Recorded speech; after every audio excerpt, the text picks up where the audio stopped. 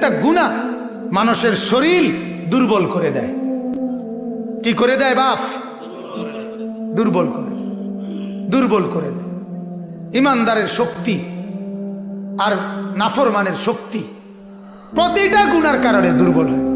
এজন্য পৃথিবীর কোন এক জায়গায় একজন ইমানদার খাঁটি মুসলমানও যদি একটা আওয়াজ করে, একটা গর্জন করে, সব বেঈমান এক লগে কাঁপতে শুরু করে।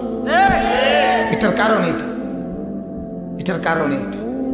ওই মেয়ে একজন মাত্র মেয়ে, সে একটা আল্লাহু আকবারের তাকবীর উঠাইছে, সারা পৃথিবী, সারা পৃথিবী কাঁপছে, সারা পৃথিবী, সারা পৃথিবী। কি আশ্চর্য!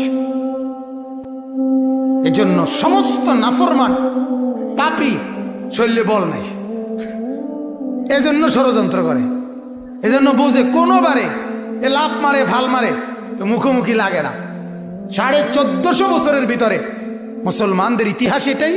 মুসলমানদের সাথে যত জায়গায় যত বেঈমান যুদ্ধ করছে, এই 1500 বছরে শেষ পর্যন্ত বিজয় মুসলমানদেরই হয়েছে। কোনোখানে মুসলমান চূড়ান্ত ভাবে নিশ্চিহ্ন হয় নাই, কোথাও না, কোথাও না। বলেন আলহামদুলিল্লাহ।